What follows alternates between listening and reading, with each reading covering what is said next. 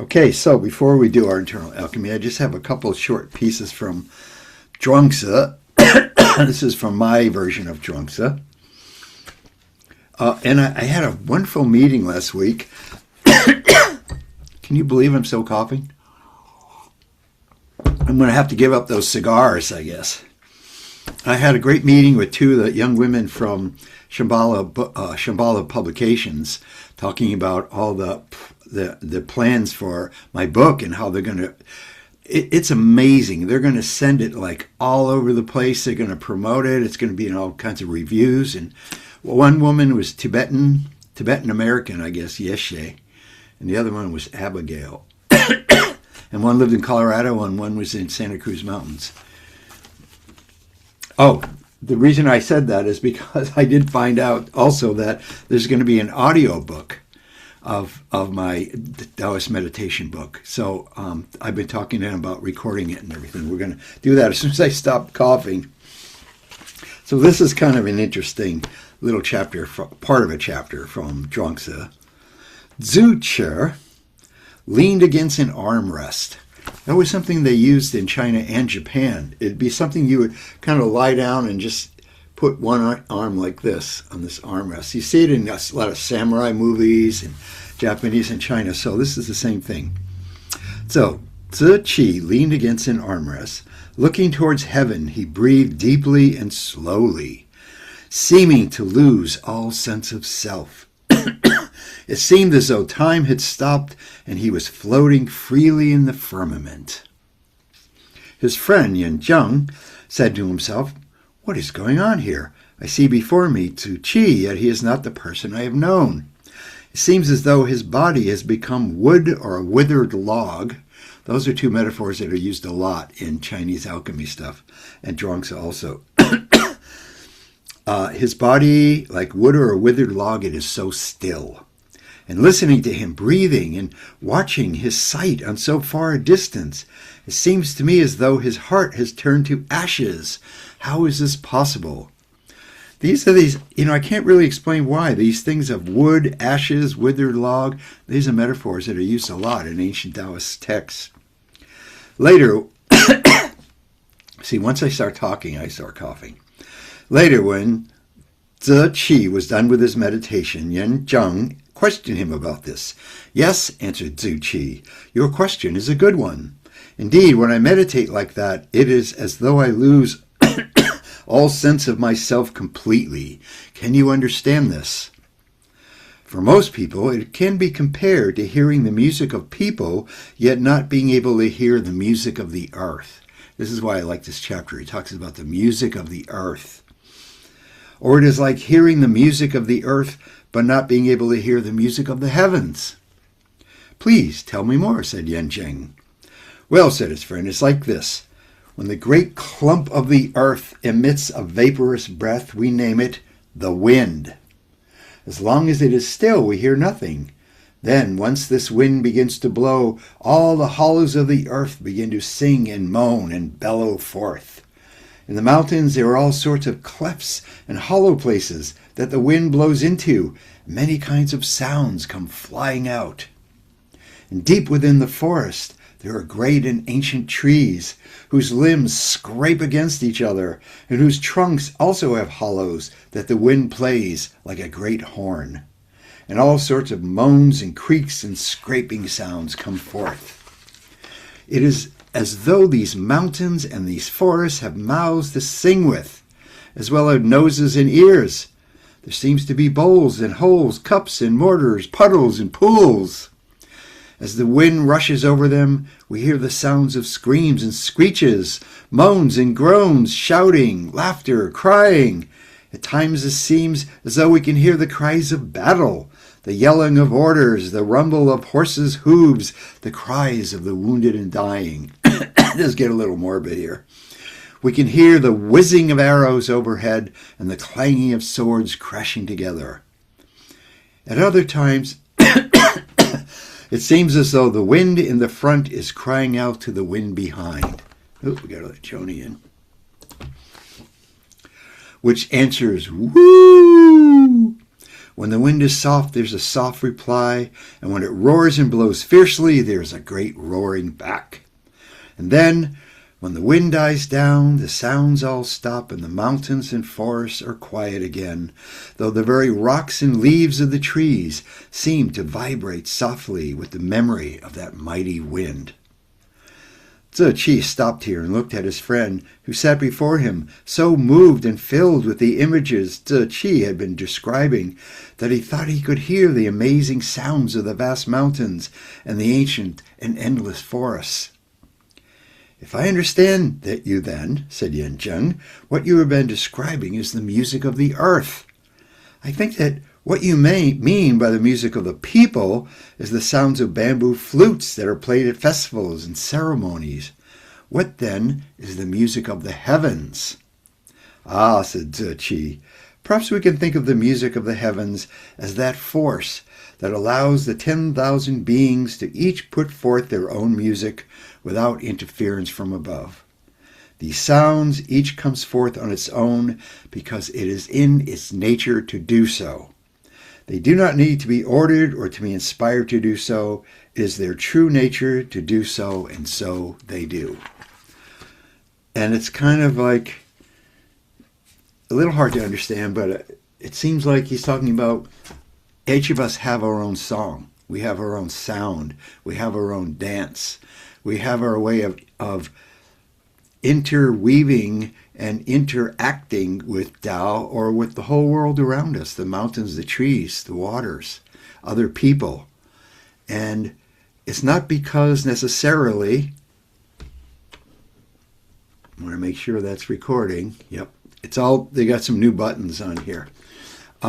It's not because we decide to do it that way, although there is some part of it that we decide, but it's, as he said, it's in our nature to do so. The way we express ourselves to other people and to the world, it's in our nature to do so. Anyway, that's what I got out of that chapter.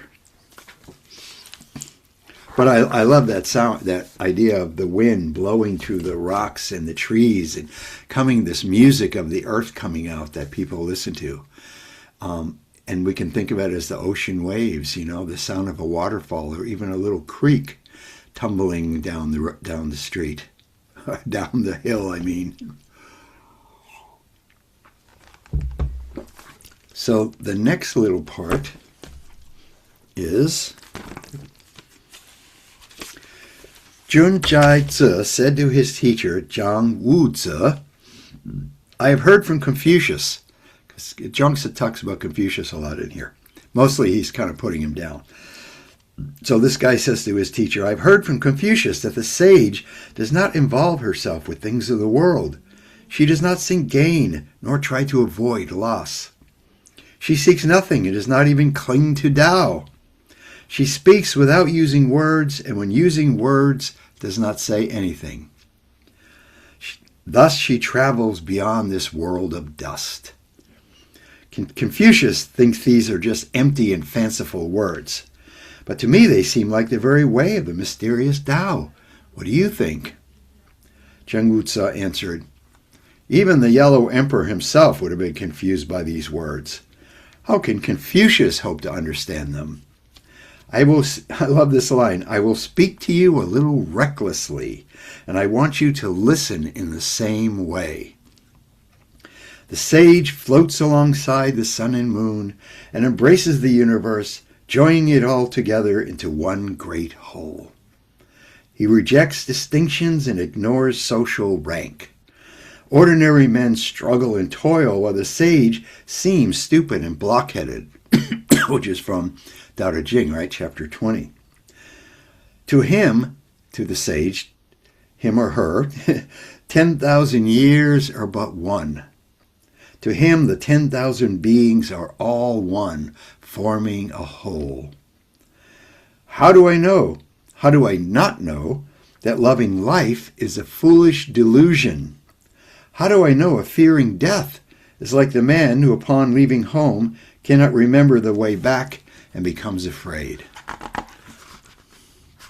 That's an interesting way to think about that. It kind of jumps around a little bit there, but How do I know? A fearing death is like the man who upon leaving home cannot remember the way back and becomes afraid. So when the sages have no fear, they certainly have no fear of death, and even many people in the modern world have a great fear of life too, I think, and all the crazy things that are going on in the world today. So the last one is a very famous little chapter about Wu Wei. There was once a cook who worked for Prince Wen Hui. He had been working there for many years and was unsurpassed in his ability to cut up an ox without ever needing to sharpen his knife. He had cut up many oxen with this knife, yet it still retained the sharp edge that it had when he had first taken it up. He had cut up many oxen with this knife. I skipped over one. All right. Still retained the sharp edge. He would move his shoulder just so, and the meat would fall away from the bone so easily, so smoothly. Just so, and the meat would fall away from the bone so easily and smoothly. He would then move his knife, and again the meat fell away from the bone. Swish, swish. His blade cut so smoothly and rhythmically, it was as though he was moving to the tune of the Dance of the Mulberry Grove, or if he were conducting the Jing Shou Symphony. As if he's like conducting a symphony, like he's cutting up an ox. Prince Wei was entranced and asked him how he had arrived at such mastery in his art. The cook laid down his cleaver and looked at the prince. "It is simple, my lord. I am a follower of the way in everything that I do. When I first began to cut up an ox, all I could see was the part of the ox in front of me. It took me 3 long years before I was able to see the entire ox in one glance. Now I no longer use my eyes but my chi when it is time for me to cut up an ox. I no longer see it with my eyes but with my spirit. In this way I am able to let the knife itself follow the grain of the meat on its own. I let the knife slice its own way through the opening of the joints and the hollows of the ox, never touching the tendons or ligaments, much less the bone. By following the natural way and letting the knife do the work on its own, I have become a master carver. A good cook cuts forcefully through the meat and needs to sharpen his knife every year. A mediocre cook hacks and chops at the meat and so needs to sharpen it every month. My knife, on the other hand, has not been sharpened since I began using it 19 years ago and is still as sharp as the day I first took it up. There are spaces in the ox that the thin blade can cut through as if through air. There's plenty of space there for the blade to enter and move freely. This is why my blade is still so sharp after cutting up thousands of oxen. Sometimes I come upon a difficult cut. Instead of wielding my blade harder, I stop completely and meditate upon the situation. I look very closely at the joint and move my blade very, very slowly, using no force, until suddenly, plop, the meat falls away like a clump of earth falling to the ground. Then I stop and look around me to see if I am still in accord with the way. If I am, then I am happy. Then I wipe my blade very carefully and put it away. I am finished. "Aha!" cried the prince. "From hearing the words of this wonderful cook, I have learned the art of nourishing life."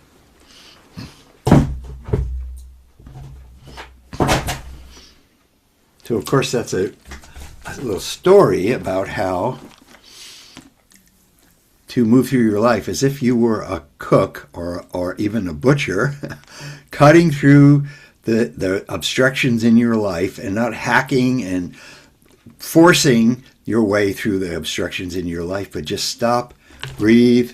Remember that we are a child of Tao. We're followers of the Taoist way, and this use your knife of understanding, of consciousness, of true wisdom, and then the obstructions fall away like a clump of earth falling to the ground. It's really an interesting way to put it.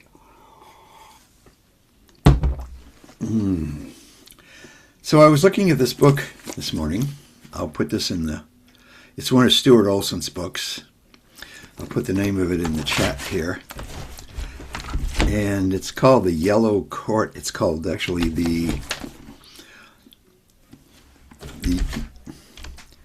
okay, let's see, chat. I'm still getting my bearings here after being out of touch here. And everything looks different now. Let's see, where's the chat now? Okay, here it is down here. It's really confusing when these programs suddenly change how they work, and then you have to try to figure it out while you're in the middle of doing a class. Yellow Court, and I'll just say by Stuart. Stuart actually did the translation and the explanation or commentary. And this is volume 1. He didn't get around to doing the second one before he died, and I'm really hoping that the people who are still keeping his site going are going to do the next volume, which is the one by a woman Taoist, and this is the Yellow Court External Illumination Scripture, and the next one is the Yellow Court Internal Illumination Scripture, which I would love to see. And over the years I've written to him, and he would always say, oh yeah, it's going to come out really soon. We're doing the editing process. So hopefully the other one will come out. But just to give you a little taste of what these scriptures sound like, this was written quite a while ago in the Jin Dynasty, 265 to 420 Common Era. Wait a minute, no, that's the second text. This one originated from Zhou Dynasty, which is when Lao Tzu wrote his book. And then many years later, Taoist Madam Wei Hua Zun, she wrote the internal version. So I'm hoping for that to come out. But just to give you a little idea of how these things sound. So this is one of the lines, and he has the Chinese line in English and Chinese, and then the person Wu Chengzi, who wrote a commentary on that all much later. I'm trying to see what was the date of this. Yeah, I'm not sure. Something like the 3rd or 4th century, highest clarity sect. Anyway, here's a line. Behind there is a secret watchtower, and in front the gate of life. So this ancient commentary explains, saying, the secret watchtower is the kidneys, and the navel is the gate of life. The sun leaves and the moon enters, as does the yang and yin. Then the inhalation and exhalation and the original qi can nourish the spiritual root. So there's a couple translators' notes here. The secret watchtower is the kidneys, and navel is the gate of life. Secret watchtower here refers to the adrenal glands situated above the kidneys, and in Chinese medicine, the left kidney, the Zuoshen, takes a supportive role, while the right kidney, Youshen, is considered the real one because it governs the essence, jing, and sexual functions. So that's kind of interesting about, they're referring to the kidneys, but they're really referring to also to the adrenals, and that different kidneys have different jobs, and at least in internal alchemy thought. The gate of life, Mingmen, is where the umbilical cord is attached to the fetus during pregnancy.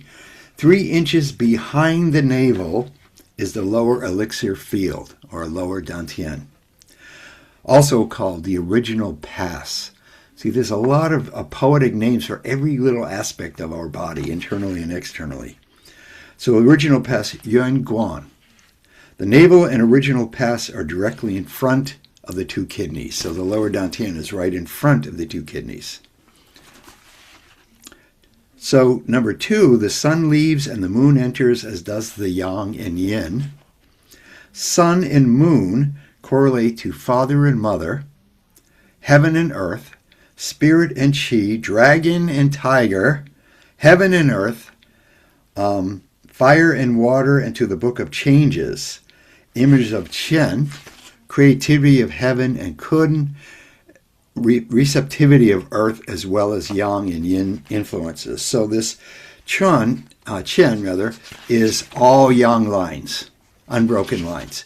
The very first hexagram in the Tao Te Ching, although according to Master Ni, the earth, receptive, yin, used to be the first one in the Tao Te Ching, and then these male writers, as they like to do, moved it and put the yang in the beginning.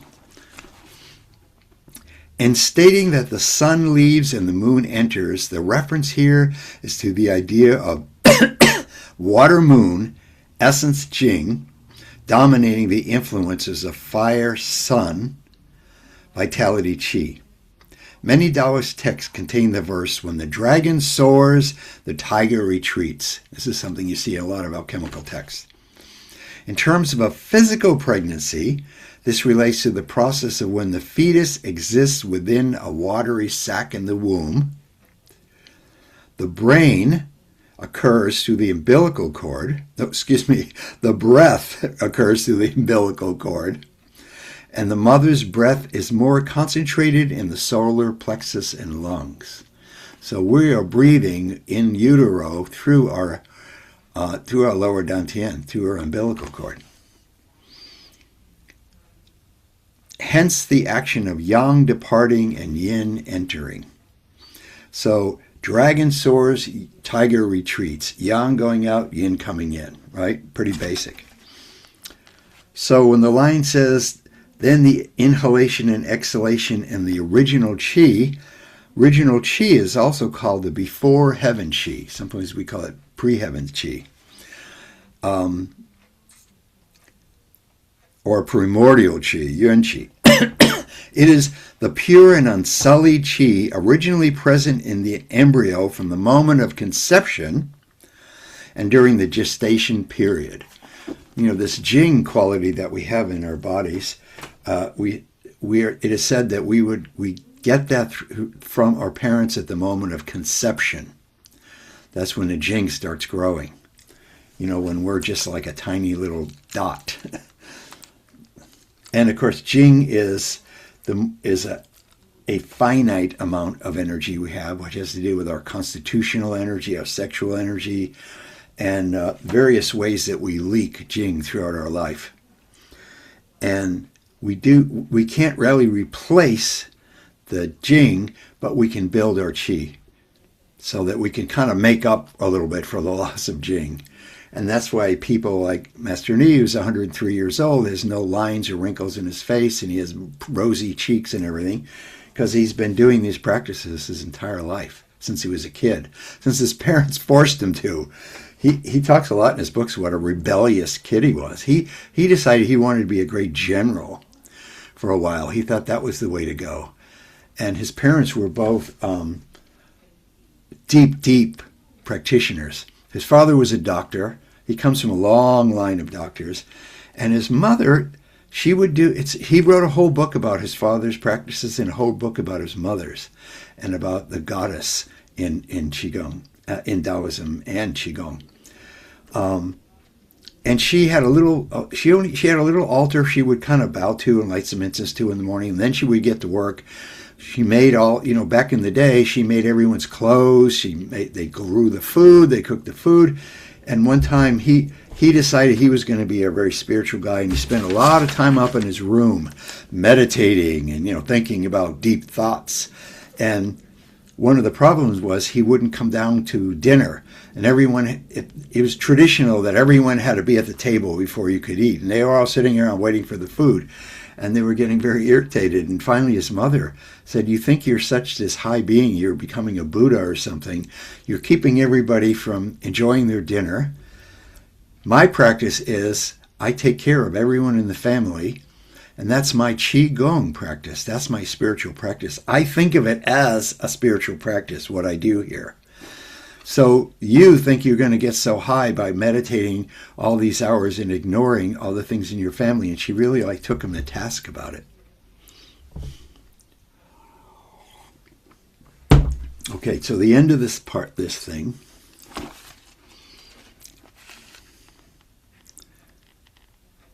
The original qi, the yuan qi, is in part stimulated and replicated through embryonic breathing, which is what we're going to do tonight.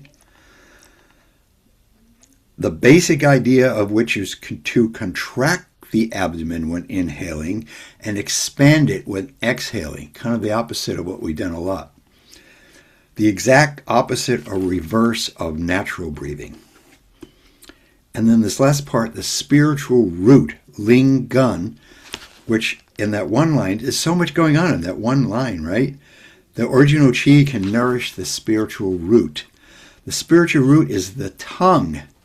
But more importantly, it refers to two qi caverns situated under the tongue. So they not only talk about the tongue, but they've got all this down to a science. There's these 2 points under the tongue, directly on each side of the frenulum? No, I'm not saying that. Frenulum that attaches the tongue to the lower palate. On the right side is the golden saliva cavern, the Jin Jin Shui. On the left side is the jade fluid cavern. These two caverns are part of what is later referred to as the mysterious receptor.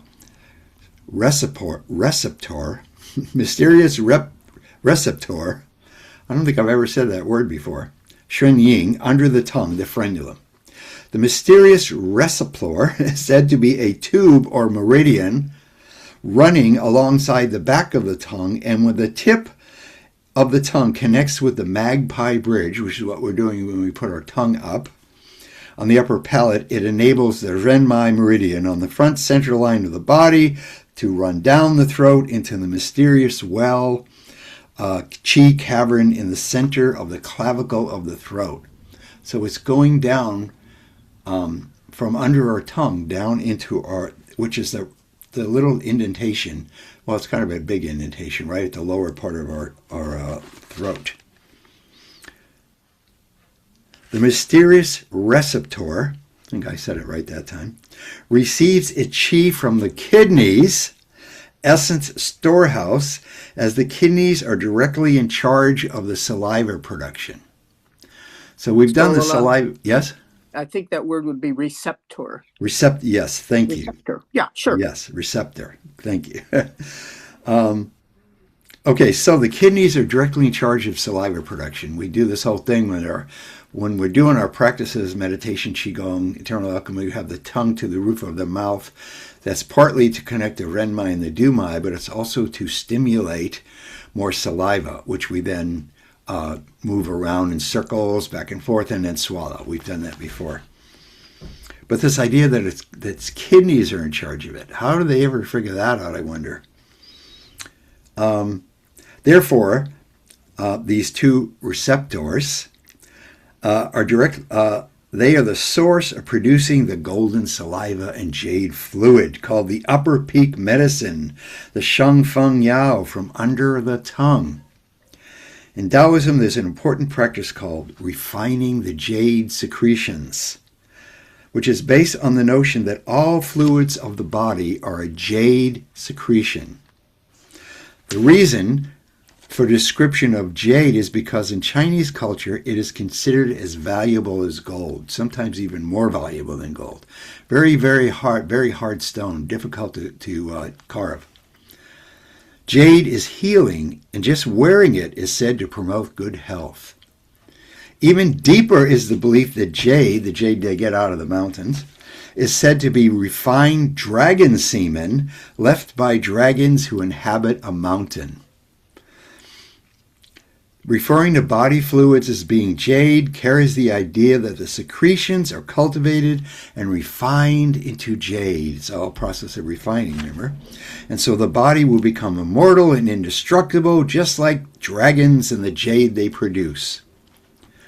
Within the practice of refining the jade secretions, an important point of instruction is to keep the tongue connected to the upper palate.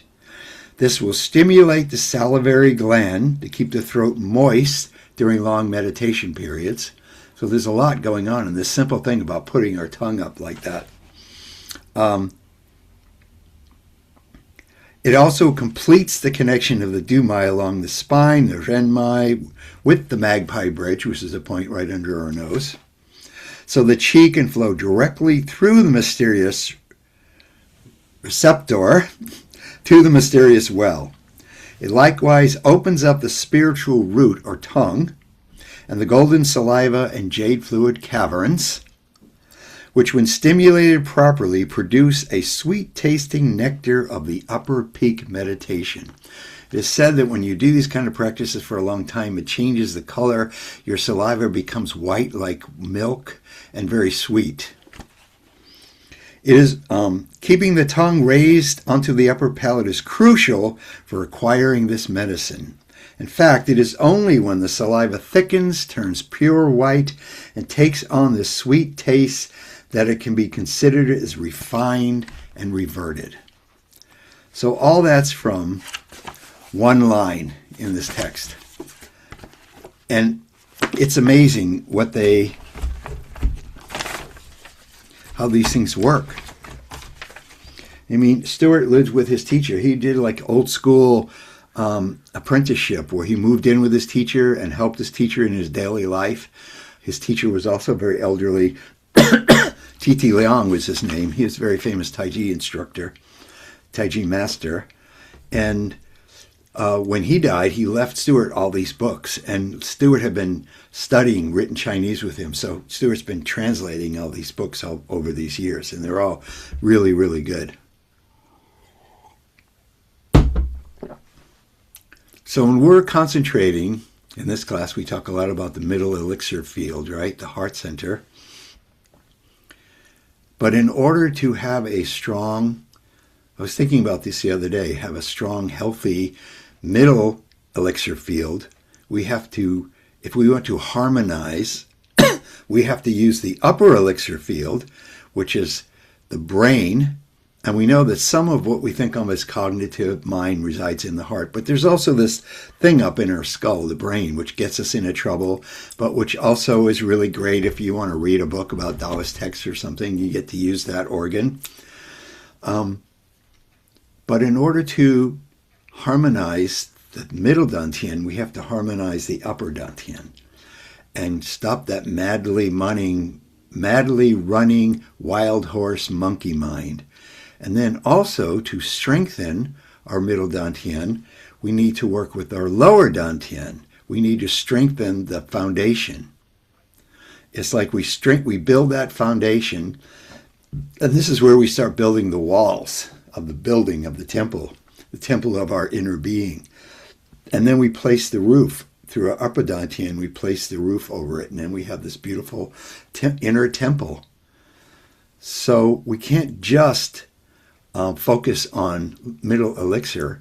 If we want to have a harmonized and strong middle elixir field, we also need to work with those two as well. One of my teachers talked about a lot of people are so in their head in this modern world, it's like a pyramid turned upside down. The pyramid should be a really strong, wide foundation and then tapering off to the point at the top. But most people today, it's upside down so that the foundation is the smallest part of their whole being. And the really wide part is up in the top, and it's really top heavy. You know, if you look at people energetically, people who are in their mind most of the time, it's like they have these giant brains, these giant heads on this tiny little body. And people who are cultivated, you can read their energy and they have a very strong foundation. And then it moves and moves up, up, up, and turns into this beautiful, like a beautiful golden flower. Like the secret of the golden flower that we talked about a ways back. And also this idea is not to use meditation as an anchor to pull you down. We're working on our foundation, yes, but we don't want it to be so heavy. Sometimes people only work on their foundation. They only work on the lower dantian. And it's almost like the meditation practice can be like a heavy weight to drag us down. But instead we want to build it as a strong foundation that can hold you up. That makes sense? Something I thought of the other day. I just jotted down on this little piece of paper here.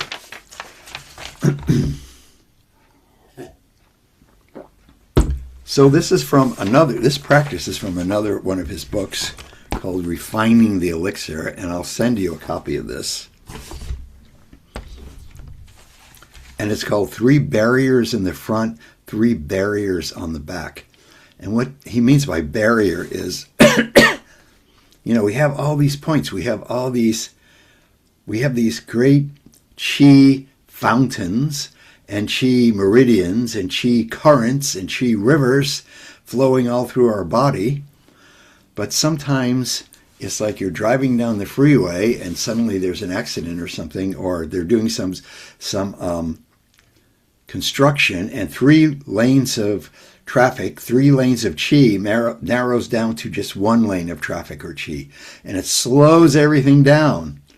And then if there is an actual accident or something, the whole traffic comes to a complete stop. So we have these certain areas in our body which tend to get blocked up fairly easily. And so this is a practice that we're going to concentrate on these six barriers or 6 areas of our body, so we can brighten them up, lighten them up, clear them, clean them. Here go the fireworks. Clear and clean them. And it's like, instead of everything going down to 1 lane, we're going to open it up to 3 lanes again. It's not totally blocked. If it's totally blocked, then you're usually dying or dead. But sometimes it slows down really a lot. And we want to move through our life. We want to dance through our life in a way that things are still 3 lanes, if not 4 lanes. Okay, so this, as he said in that other book, we're doing reverse breathing, meaning when we breathe in, our abdomen contracts. When we breathe out, our abdomen expands. Not only that, but when we breathe in, our abdomen contracts and we pull up on our Hui Yin point, the perineum. We pull up slightly. Don't overdo it. But that's another way of stopping chi leakage. So when we do this practice, we're breathing through our nose still, tip of the tongue, the roof of the mouth. Now that we know about the jade caverns and everything there, and we're breathing in, our abdomen is is contracting, pulling up on the perineum, and then letting go on the out breath. So we begin up here in the Bai Hui, the 100 meeting point, the crown chakra. The last part in our physical body, like when babies are first born, and some of you have had babies, some of you have been at babies being born, there's a soft spot on the fontanelle, they call it, right on the top. And according to some Taoists and also Buddhists, when the spirit leaves the body at death, it exits through that area. As a matter of fact, in Tibetan Buddhism, there's a practice of opening that, doing these practices to open it, and not a lot, just a tiny bit, but just enough that you could stick a straw through it, and the straw will stick up over your head. We're not going to do that tonight. So we're going to close our eyes, put the tip of our tongue up, and then focus on this Bai Hui. It's also the place where we connect to the celestial chi, where we bring the celestial chi into our body, just like that point on the bottom of our feet where we connect to the earth chi. So we're going to do that 24 times. And then he has this other thing about when we're breathing in, our shoulders come up slightly and our head goes down slightly, and then return to the, wait a minute, I might be saying that wrong. That's on exhaling, when we're breathing out and releasing. Then our upper neck chest goes up slightly, we look down slightly. Not that important, but if you remember to do that. So we're going to do each one of these 24 or a yin number of times. Oh, here I have some music for this.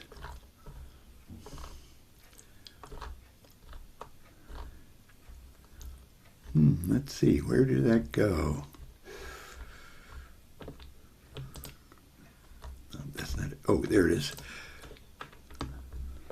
Whoa, whoa, whoa. That's not it. Here we go. So breathing in, contracting our abdomen, pulling up on our perineum, focusing on this byway, opening this like a beautiful flower opening to the sun.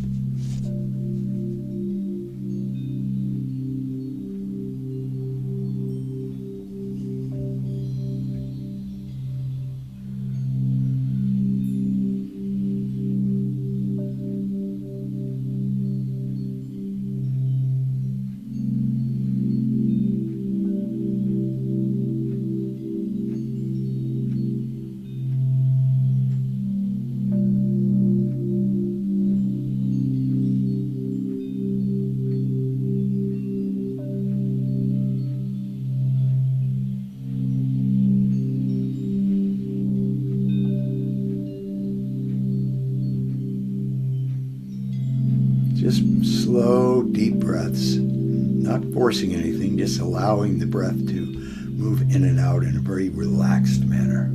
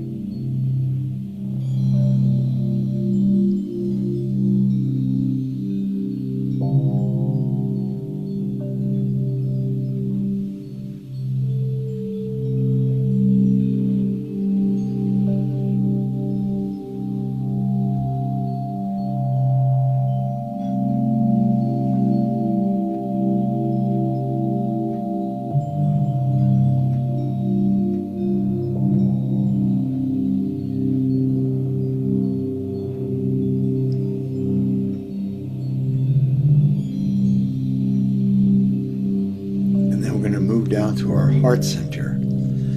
Breathe into that area 24 times.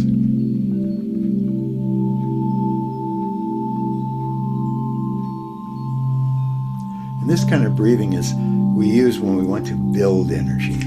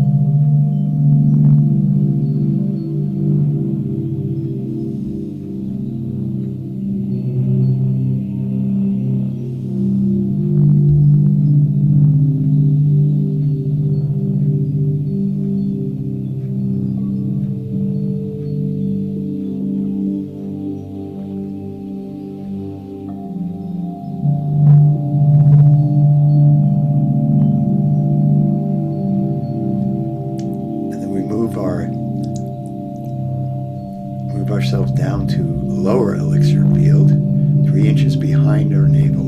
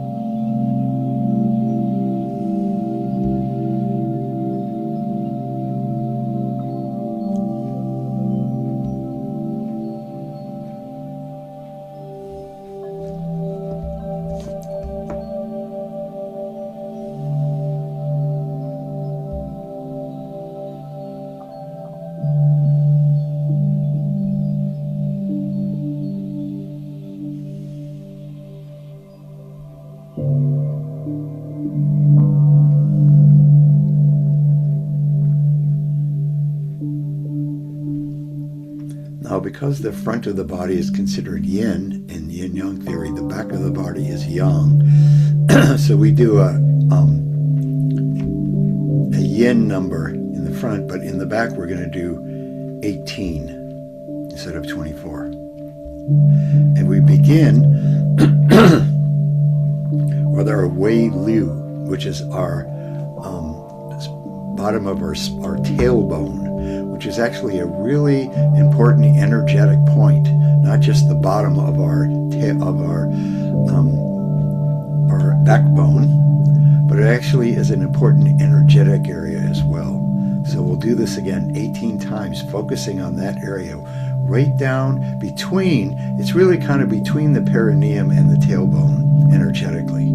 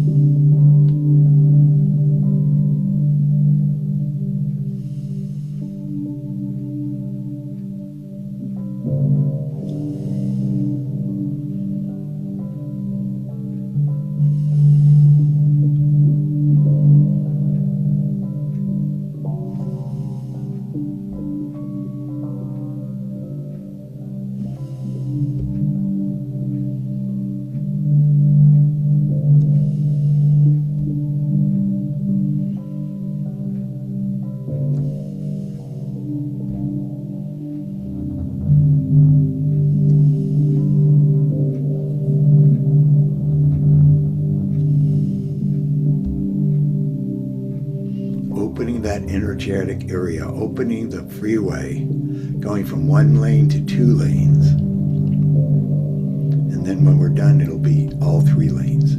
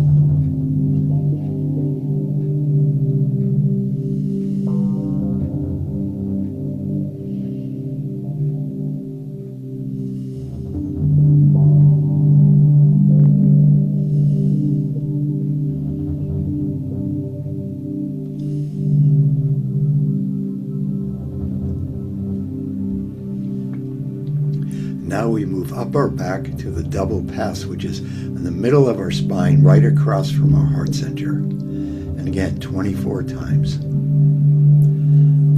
Excuse me, 18 times.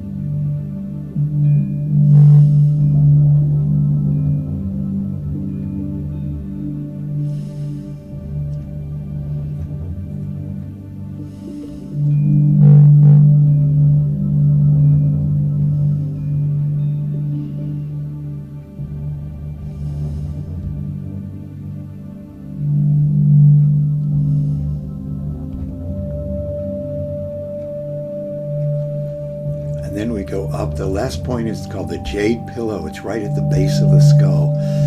It's kind of notoriously difficult to move chi through. So we're going to really concentrate on this area, which will lead the chi to the Bai Hui where we started. So 18 times.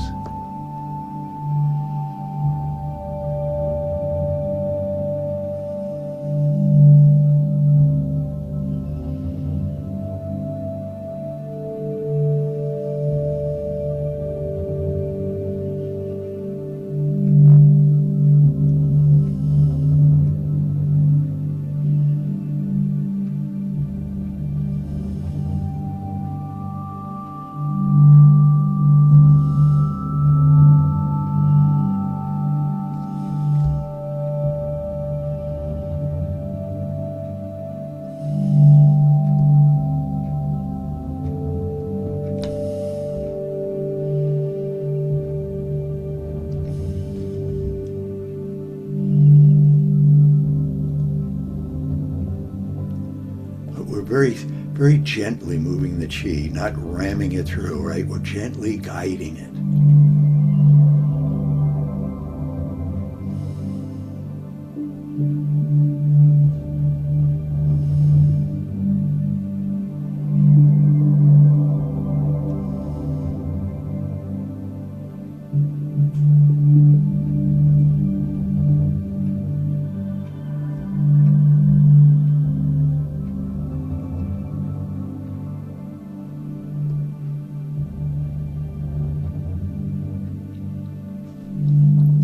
We'll go just through them just with 3 breaths, kind of really connecting with those points again and feeling how open they are now. They're no longer barriers, they're conduits. So we start at the very top of our head, just 3 breaths.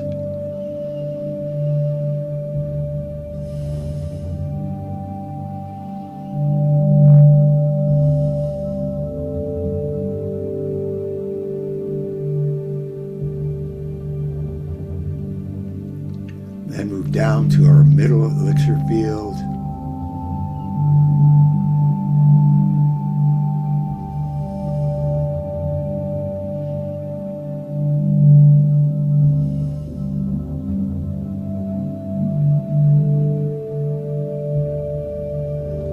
Down to Bai Hui, or lower elixir field.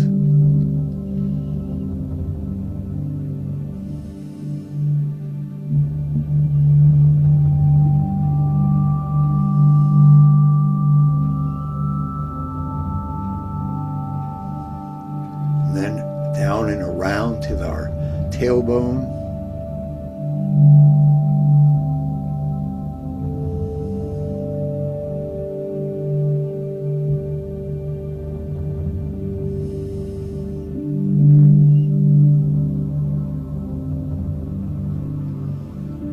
Then up to the double barrier on our middle of our lower back, right across from our heart center.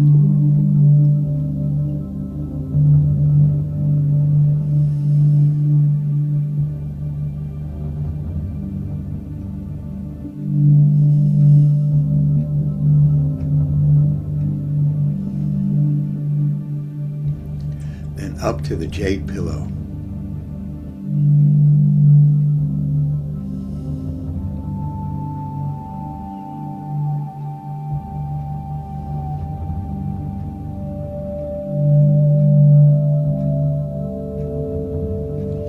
Then we just sit for a few moments, feeling where those barriers have become conduits, where those one-lane roads have become 3-lane or possibly even more lane road. Things are moving, things are evolving, things are strengthening, refining, balancing. And we feel all these 6, 3 on the front, 3 on the back, are all lit up, and all chi is moving freely through them.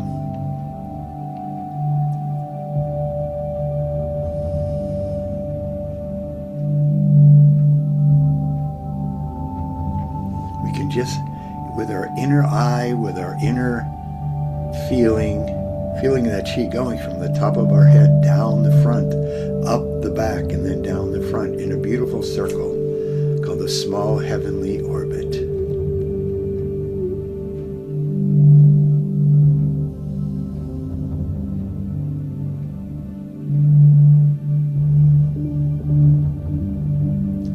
And then if you haven't been talking like I have, you may have collected some saliva.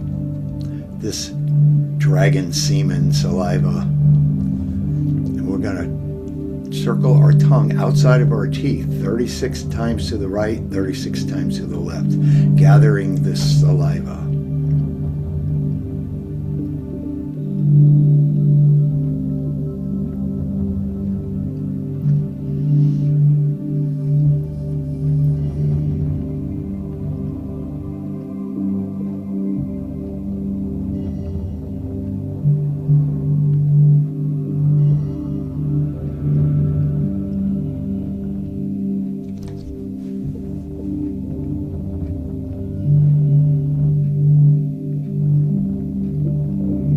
And then 36 times to the left.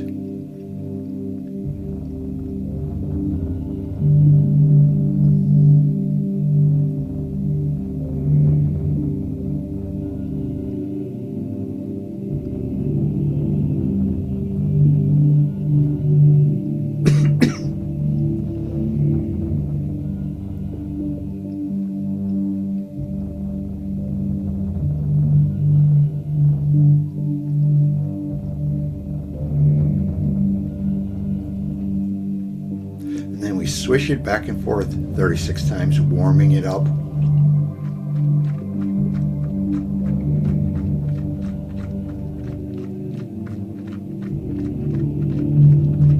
And then break it into 3 parts. Swallow it all the way down to lower dantian.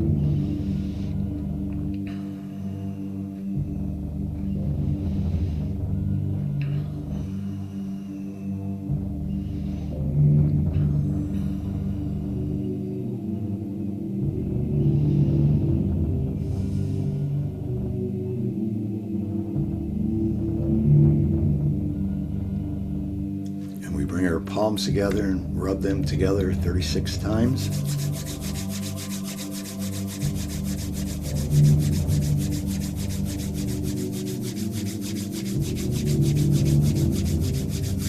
And place them over our eyes.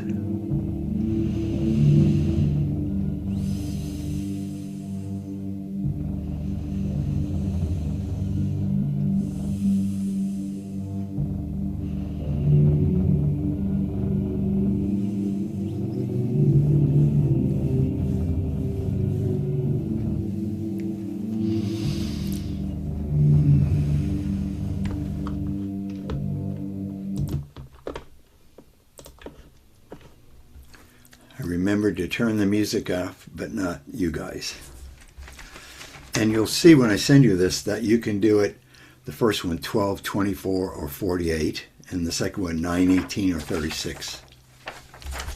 The front of the body is yin, the back of the body is yang, the inside of the arm is yin, the outside of the arm is yang, all that kind of stuff.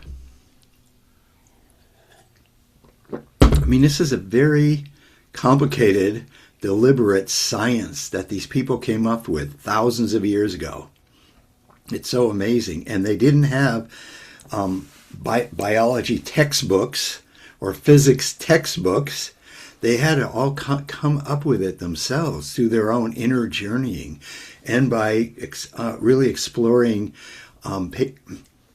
paying big attention to nature. And animals and trees and how things flower and then die down and then flower up again. All those kinds of things. The seasons changing. And they realize that even in our own body we have seasons. We have seasons every year in our own body. We have seasons when we're a kid, an adolescent, and a sagely person. You know, we have these, sometimes it seems like even in one day we have different seasons. Right? We wake up in the morning and it's spring, or sometimes we wake up in the morning and it's like winter. We have to wake ourselves back up again to move into spring. I use Dragon Well green tea to bring my winter into spring in the morning. But coffee, you know, or just breathing, really. I've been getting up much earlier, and because we changed the clocks, now I get up before dawn. And I get to see, you know, we pay a lot of attention to the sunset around here, the colors. This morning was this brilliant red sunrise that was happening in my backyard. Yeah, it's really pretty exciting. So I know I'm not 100% tonight, but I'm glad I got to be here because I would have really missed not seeing you for 2 weeks.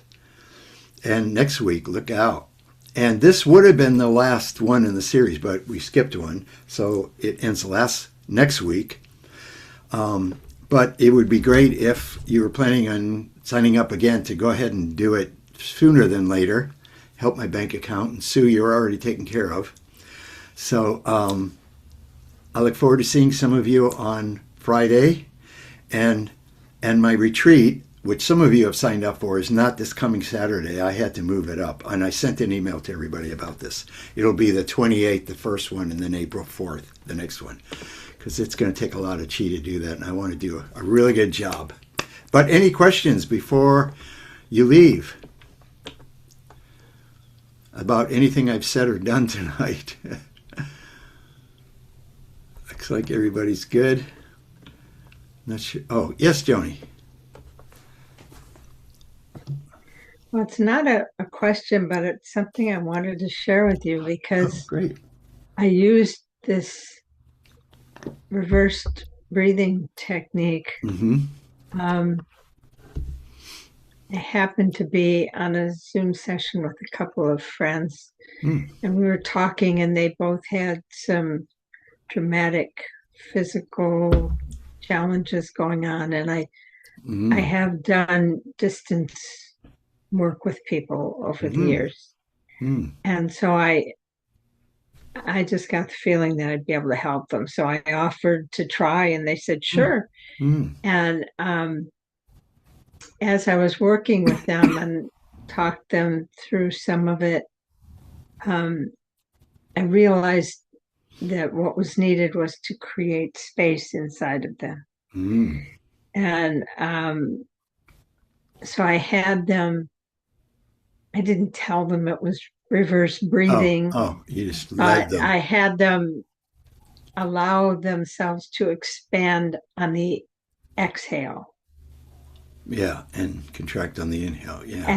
And to breathe in, and then allow everything to relax and expand on the exhale. And we kept that going. And I hadn't ever put that together, that if you expand on the inhale, it creates more energetic density inside of you and more intensity. And so if you're trying to relax enough to create space to allow a headache to shift, that you don't want to create more intensity. You want to allow the space. So I used that for some reason. I thought, okay, exhale and create the space. And it worked. It worked. All right. Yeah, this stuff really works. I mean, when that story I shared in the beginning of Zhuangzi, where he's talking about the music of the earth, the wind blowing through the tree branches and blowing through the hollows in the mountains, it's like the Taoists believe that we have these centers. There's space in the center of our brain. It's a different kind of, almost like a quantum space in our head, in our heart, in our lower dantian. And when we're breathing into these spaces, these spheric round spaces in our body, we can feel them, and then this different kind of like interesting music happens, just like the wind blowing through the trees. Yeah, it's pretty cool. All right, I'll see you guys here next week, and I'll send you this handout. And actually, I'm going to start sending you guys handouts during the week as well, because I'm coming upon some really good YouTube things that I want to share with you. So when you see in capital letters from Solala, it's more stuff that I'm sharing that doesn't necessarily mean about this class. There's some really great stuff that, especially Benabel Wen, and some things I find on Facebook and stuff. So I'll be sending you more gifts throughout the week. Okay, I'll see you here next week. So glad you're feeling better. Yeah, this is my first day. All right, good night.